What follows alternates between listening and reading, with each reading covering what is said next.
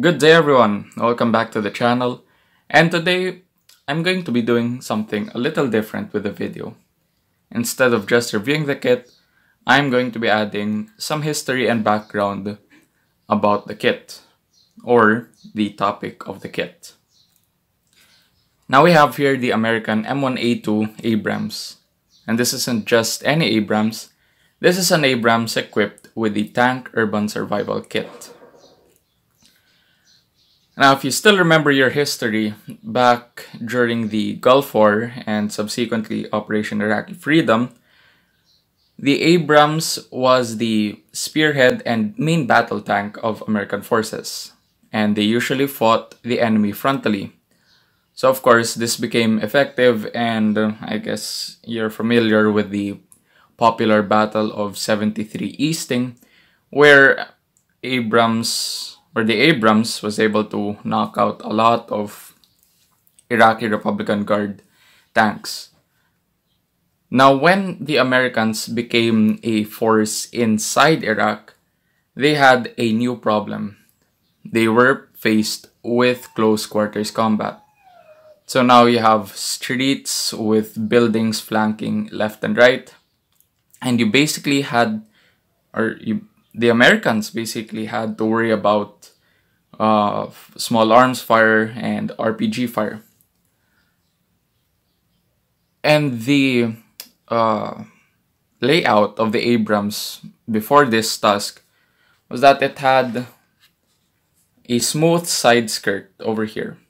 So that this side skirt offers very minimal protection for the side of the tank.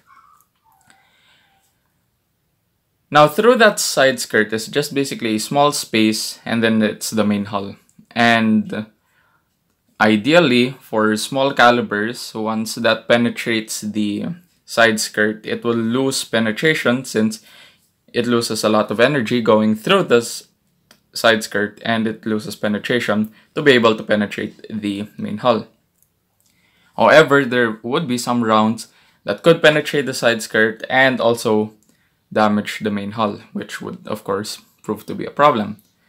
So now, how would they beef up the Abrams in order to survive such conditions and such combat operations? Now, they decided to use this, or to develop the Tank Urban Survival Kit. Now, there are a few features added to the Abrams with the TUSK, or Tank Urban Survival Kit, that makes it distinct. First off, we have here the explosive reactive armor. Now, for the first iteration of the TUSK, you can see here that these are just blocks. These are just rows of blocks, and those are the ERA. This also applies to the other side of the tank. So that's one distinct feature of the Abrams TUSK. And as you can see, frontally, it has a wider profile since you have the protruding blocks here. Now, another feature would be the turret. As you can see, instead of just one M2 machine gun for the commander and a machine gun for the loader, you now have another M2 that's fixed on top of the main gun. You might ask, how would they fire this machine gun? Now, this M2 is remotely operated, so basically the crew can be safely inside, tucked away, and still fire this machine gun. Of course, that's added firepower to the existing coaxial machine gun on the main gun. Another thing would be the shields, the cupola shields.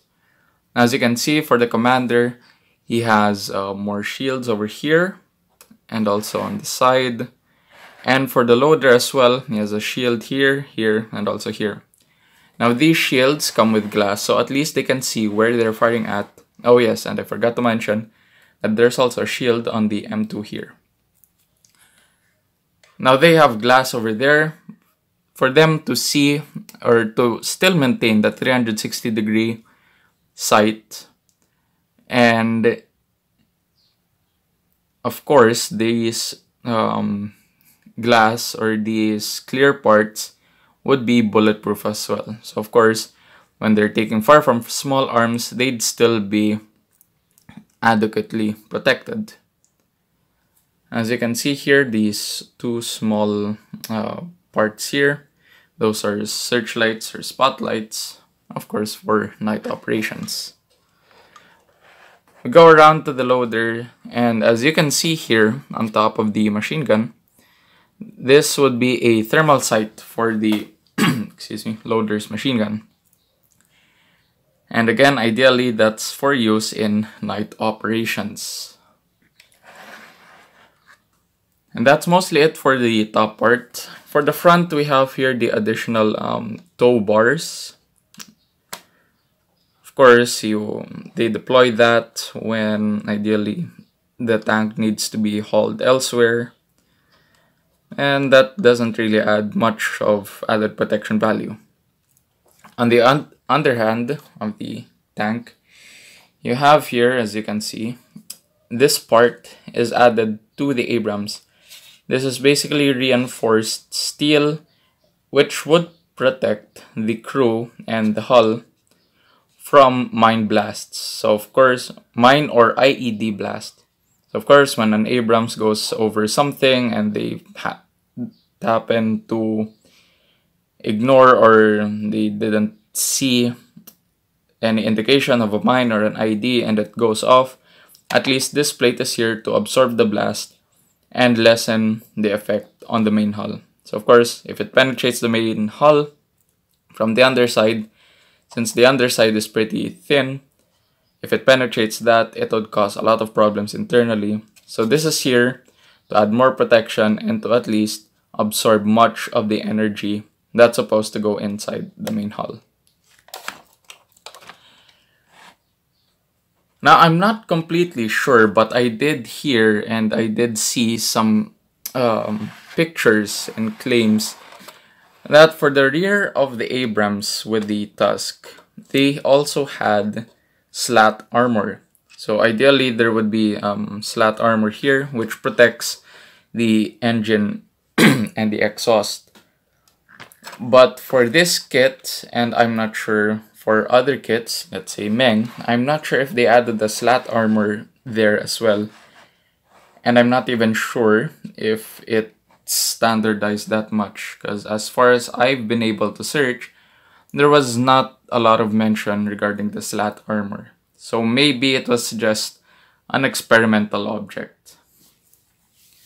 But if any of you have more information regarding that, please feel free to let me know down below in the comments. It would be really much appreciated. So now, that's basically the background of the kit. Oh, and before I move on to the kit review itself, I'd just like to add that this is the first iteration of the TUSK package. The TUSK 2 now adds slanting ERA. So together with these blocks, you also have plates that would be slanting upwards, or like tiles that would be slanting upwards, fitted here and also here. So that's basically maximum protection for both the side of the hull and the side of the turret. And not a lot changed with the top part. They still retain the shields and the machine guns. So that's it for the background of the TUSK. Now here is the tank itself, the Abrams. As you can see here, this is the Academy 135th M1A2 Abrams, and I would have to say this is very, very nice. The kit itself offers you the TUSK package, the TUSK 2 package, as well as the SEP V2.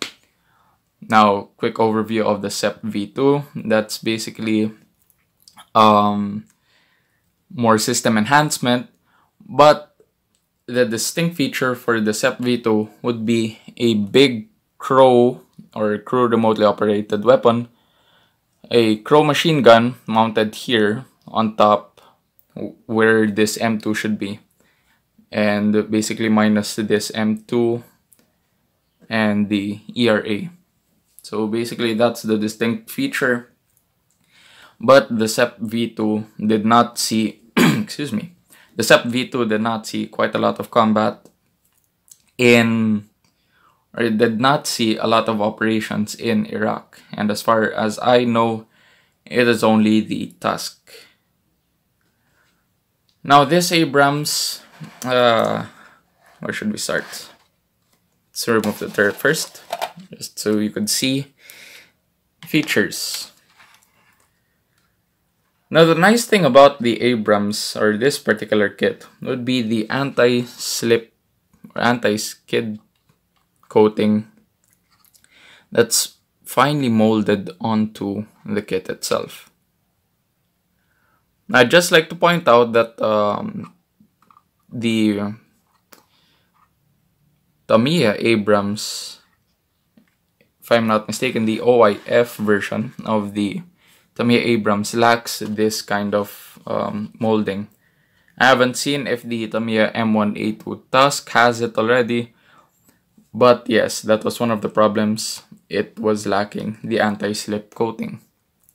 Now other kits may also have it, and that's basically one distinct feature of the Abrams. It has the anti-slip coating. Now moving on to the back, there's not much. You have the engine deck here, and of course most of it is in one piece and a lot of hatches here at the back. And you might be wondering what's the discoloration. Now I wanted to show the distinct anti-slip coating, so I had to weather that up a little. And as you can see here, just for difference, as you can see here, this part and this lighter part does not have the anti-slip coating, since of course the driver's cupola swings around this part and it would pretty much just brush up against it.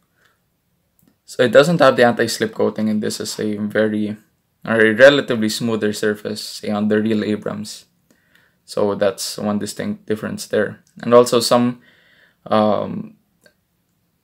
spaces between these hatches do not have the anti-slip coating as well. That's basically it for the upper hull. Coming around the front of the hull, you can see here the lights. Academy uses clear parts, so you have no problem in molding that or creating that. And as you can see here, the towing lugs, I kept them loose just so that they can still be movable and realistic. Coming around the rear, you have here the exhaust. And here's another thing I would like to point out. The exhaust for the engine, some of the Abrams pictures you might see on the internet do not have this kind of cover, while some have it. I decided to put it on just so that it adds some distinct feature.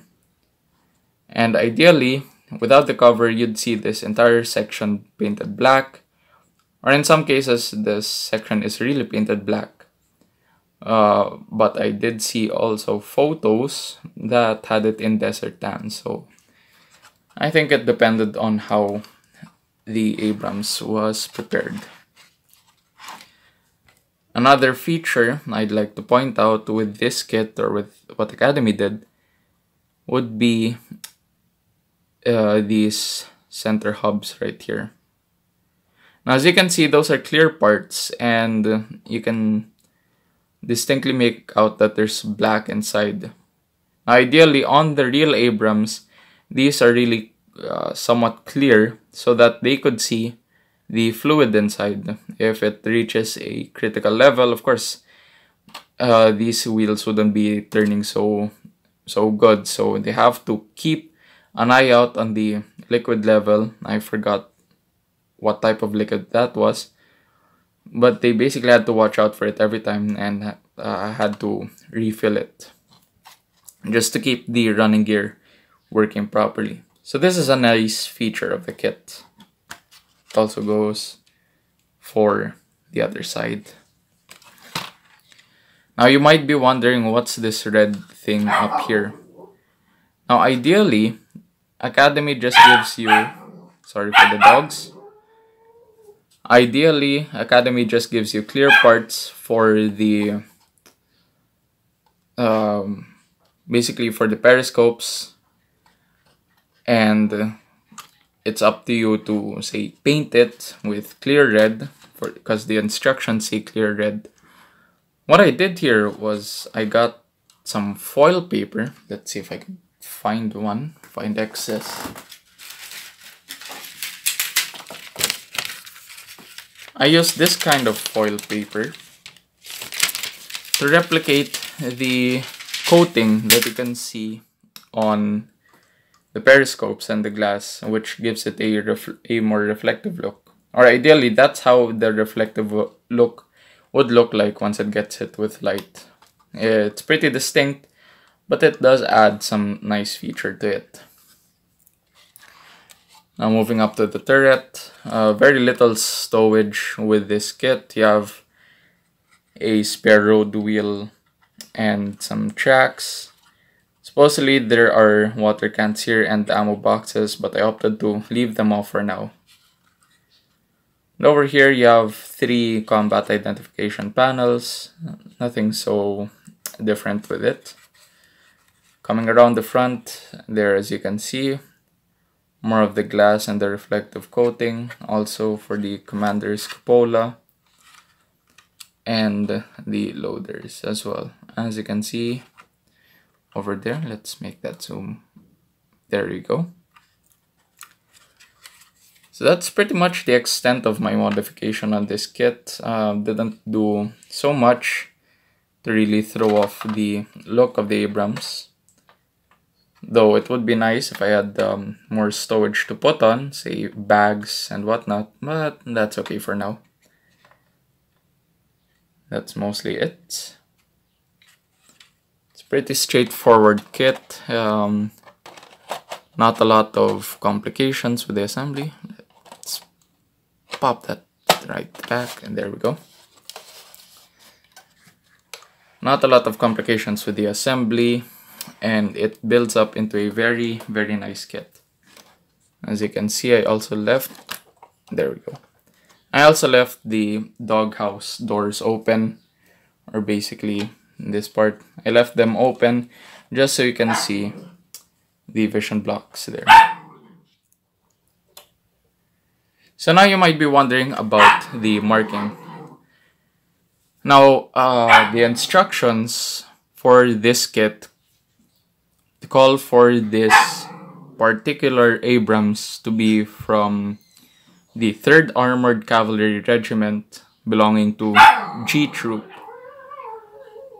Now, further research said that G Troop operated with the 3rd Squadron during Operation New Dawn, which is basically Americans helping the Iraqi security forces. But I also saw that G Troop has been reassigned to 2nd Squadron, so if anyone could clarify if the information for the kit is correct, that G Troop was with 3rd Squadron in OND Operation New Dawn and was later reassigned to 2nd Squadron. But either way, this kit is with the 3rd Armored Cavalry, 3rd Armored Cavalry Regiment, G Troop, 3rd Squadron.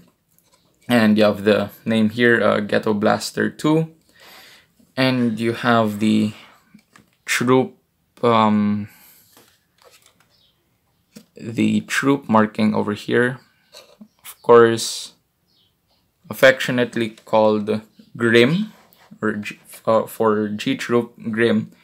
You have here the Grim Reaper as well, over here in the middle. And if I'm not mistaken, these would be the cavalry sabers. So yeah, that's basically it for this video. It's a longer one than usual, but of course I wanted to do something different and present to you the history of this kit. So that's basically it for the Academy 135th M1A2 Abrams.